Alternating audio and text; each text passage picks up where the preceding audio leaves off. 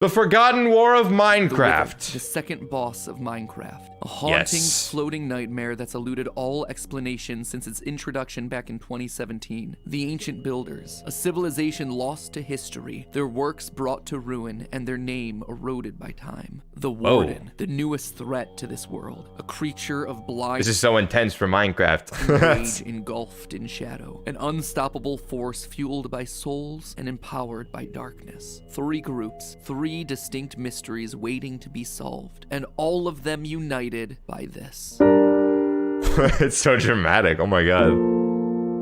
Oh, I like that intro. Hello, Internet. Welcome to Game Theory, the show that can't wait to hear you click that subscribe button.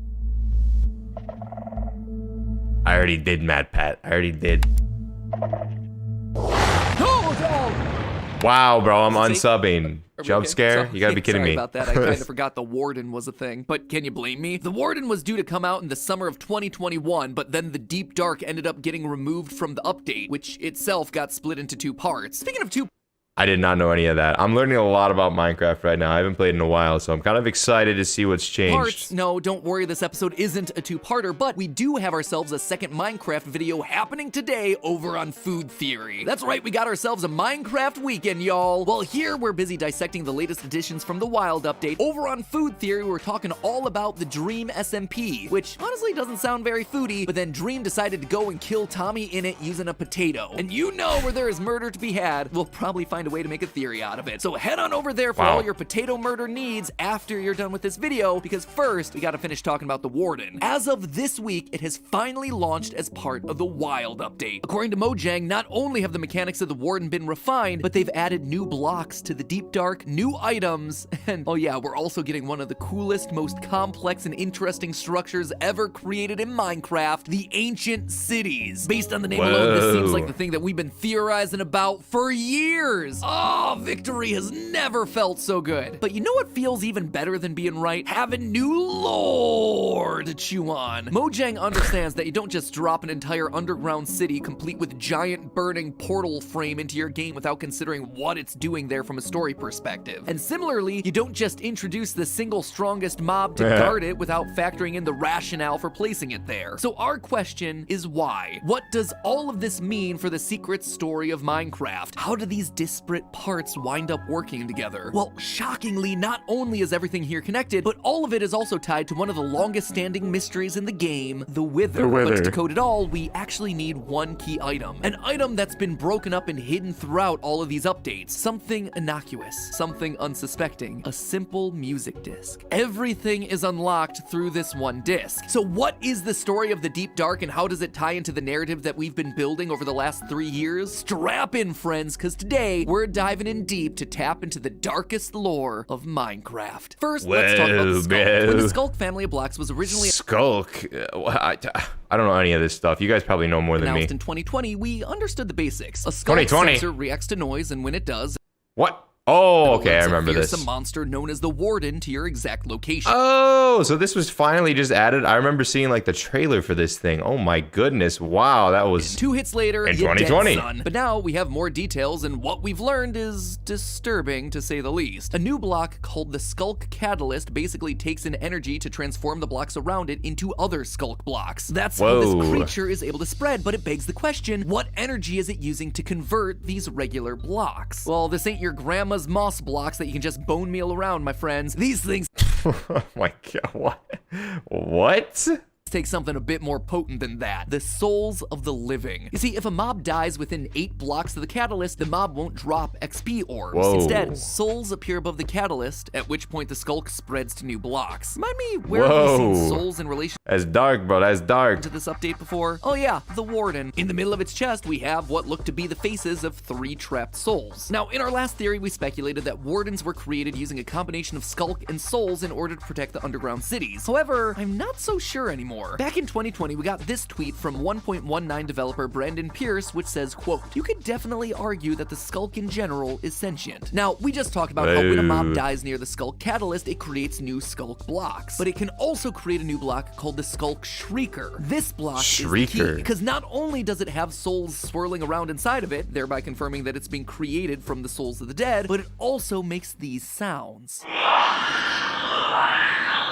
That's fine. I Bro. didn't need to sleep tonight. Minecraft is totally a kid's game. I was about to say, I'm afraid to play Minecraft now. That's why I haven't played it for so long, because I'm scared. Anyway, that shriek isn't just signaling that I have to take an adult diaper change. When it goes off, you'll hear another noise, the sound of something burrowing up to the surface. That something is the Warden. So Warden. what am I yeah, saying? I knew that's what it was called. It's not like you said it 17 times already, and I already forgot. Well, I'm suggesting that the Warden wasn't created by the ancient builders to protect themselves. Instead, I think it was made by the skulk to protect itself. When it senses danger, it summons a creature made of skulk, an unstoppable force that acts as the final line of defense, trying to ensure the survival of this species. And this is actually supported by the Warden item drops. You see, if you manage to take one down, it drops a single skulk catalyst, which honestly feels like a crummy reward for something so difficult. However, from a lore standpoint, it makes perfect sense. If the Warden's primary objective is indeed the survival of the species, then in defeat, it would want to release a last-ditch attempt to keep the species alive, hence a single catalyst. But that still doesn't answer the major question: where did the skulk come from in the first place? For that, we actually have to take a closer look at the new biome, the Deep Dark, and more importantly, Okay, I haven't seen any of this yet. those ancient cities. Once you enter the Deep Dark biome, you start to find these patches of skulk blocks. If you follow these patches further down into the cave, eventually you'll find an ancient city, ruins covered in even more skulk. Logic would dictate that since the concentration of skulk is higher in the cities, this must be where it originated. And this seems to be correct. In the ancient cities, the hallways are covered in woolen carpets. That's an important detail since the skulk and wardens are sound-based entities. They respond to your steps. And wouldn't you know, woolen carpet are the only blocks that don't activate the skulk when they're walked on. This tells us that the How does MatPat figure all this stuff out, man? inhabitants of the ancient city were clearly I just see blocks. That's all I see. You know what?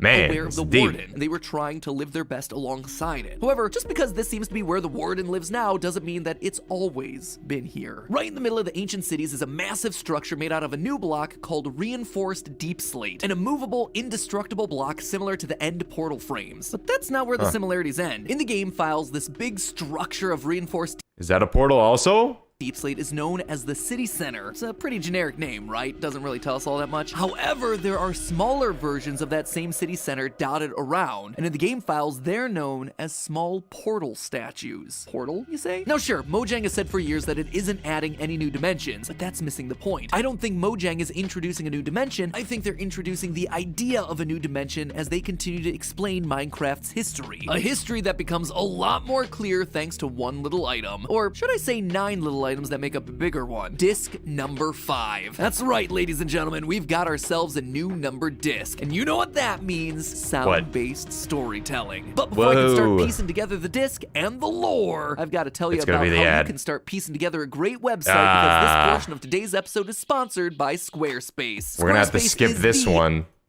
But instead of delightful music, this one follows in the footsteps of discs 11 and 13, a sound effect-driven track that's designed to tell us a story in order to fill out the lore of what's going on here. The track starts off with the classic sound of static, like you'd expect from an old record player, but it begins to ramp up into a loud rumble, which is then immediately cut off, followed by what appears to be the speed up of time. We'll hear these sorts of speed ramp effects a lot throughout the disc. The next set of sounds are ones that are familiar to anyone who knows discs 11 and 13. The sound of someone walking underground, this time on dripstone. You can tell based on the footsteps, using their flint and steel to light the dripstone, he put him like in Supreme. fire while bats flutter through the cave. I didn't catch that right away. However, as this character walks, it eventually turns into a march, which is then joined by other footsteps coming from what seems like heavily armored soldiers. We can make out sirens going off in the background.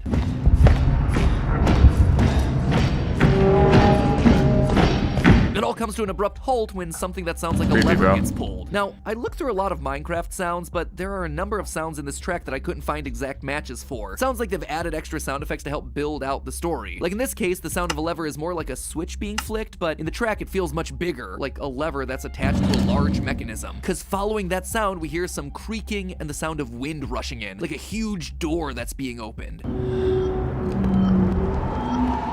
After this, we hear our character take a deep breath, only to then hear a monster shriek.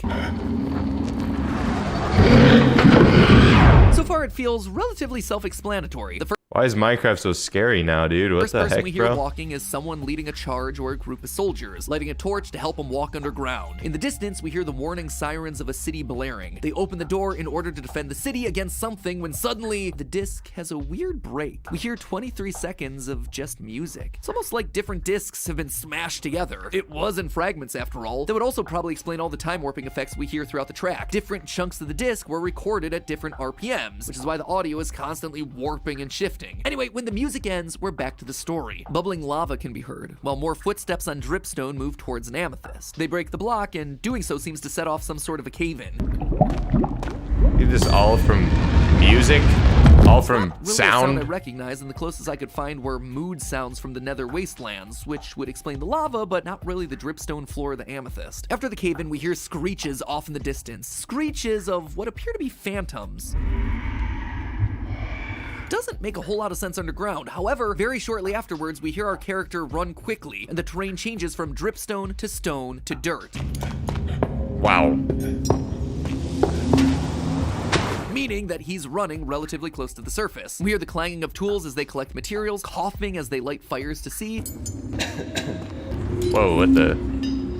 But he clearly sees something that causes him to run away quickly, only to then reveal another monster roar, which is again quickly distorted by the change of scene from the disc. Thuds are now heard in the background, explosions distorted by the cave system. Our character places down sand, scrapes a metal tool against a stony object, and finally a mechanical noise is heard, all while eerie voices whisper in the background, similar to that of the soul. Bro, what is happening? I'm so confused. I know he's trying to figure out what the new portal things are for, but I the just explosions so are deep, man. until Didn't eventually expect all one this. bursts into the area.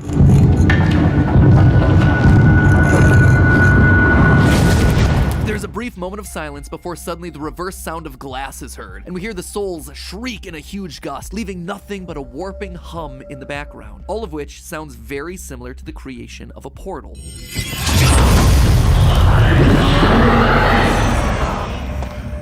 Dude.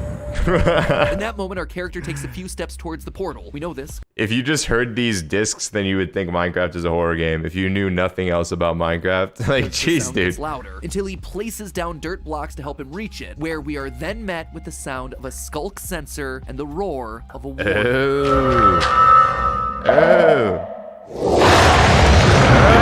It actually winds down here, but there's actually one more sound mixed in with the warden roar. Listen carefully.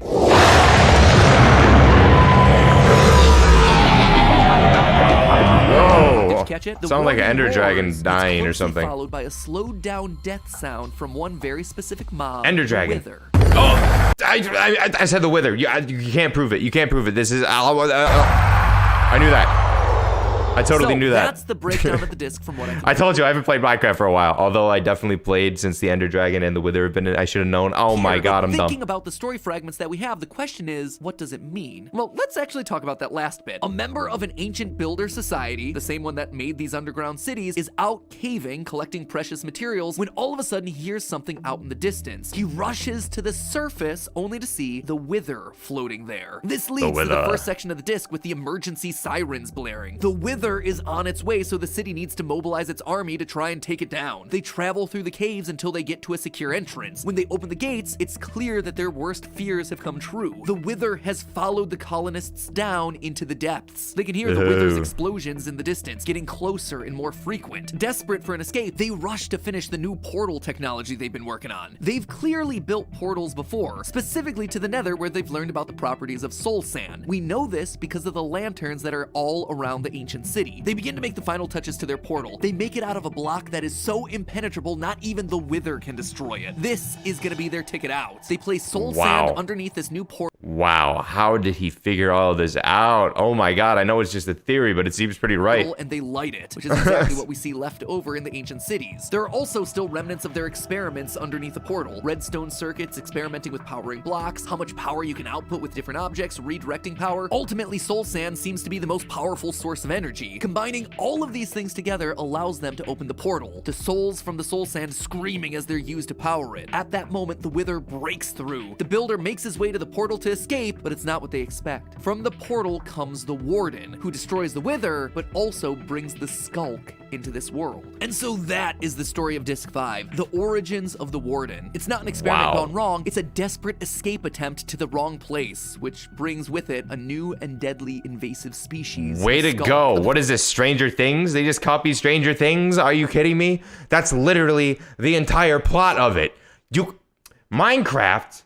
Come on, man. No, I'm just kidding. They might have thought of this before Stranger Things. I don't even know. It just sounds similar. If you've watched Stranger Things, you know what I'm talking about. Anyways. Thing is, Disc 5 isn't the end of our story. I don't want to spoil any of it, but it's kind of similar. How did the ancient builders go from here all the way to the end? Well, it may be... Well, not exactly, but like the whole opening a portal and letting in a new enemy thing is the part that I'm talking about. More speculative, but hear me out. The Warden comes through the portal and kills the Wither. This wasn't the ancient builders' intent, but hey, worked out for them regardless. And so they worship the Warden as some kind of god. This is why there are candles all around the portal, along with the portal being shaped to look like the Warden. However, this blissful ignorance doesn't last forever. The ancient builders carry on with their lives, but doing so activates the new skulk that's around, which eventually resummons the Warden. The Warden then goes on to kill many ancient builders, spreading the skulk further. Those that do manage to survive try what they can to remain in the city that they've built. They put down carpets and wool to make sure that they don't make sounds while walking around, but it's not enough. Even opening their chests sets the skulk off, and so they're forced to leave the city. The few that remain decide, rather than building vast cities, to instead build one fortified fortress, the Stronghold, built with confusing hallways and winding staircases in order to give them the ability to outrun the Warden should the skulk make its way to them. In these strongholds, they create the end portals and use them to escape from this unforgiving world, only to then get stuck on the other side. So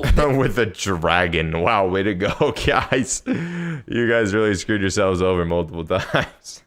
There you have it. They ran from the Wither only to spawn the Warden in that chases them into the end with the Ender Dragon. That's like the most series of unfortunate events that could ever happen. That's such bad luck. That's like my bad luck levels. The origin of one of Minecraft's newest and most dangerous mobs. The Warden isn't a failed experiment, but rather an invasive species that came from another world. And while many are begging for a new dimension to be added to the game, Disc 5 serves as a warning of what happens when you open portals to mysterious new lands. If the Warden is what popped out last time, I fear what lies in wait should we open it again. But hey, that's just a theory. It sounds pretty right to me, Matt Bet. You can go watch more by clicking one of these right now. Hurry and click one. Hurry! You don't even know what's gonna happen to me. Click it now. Ah!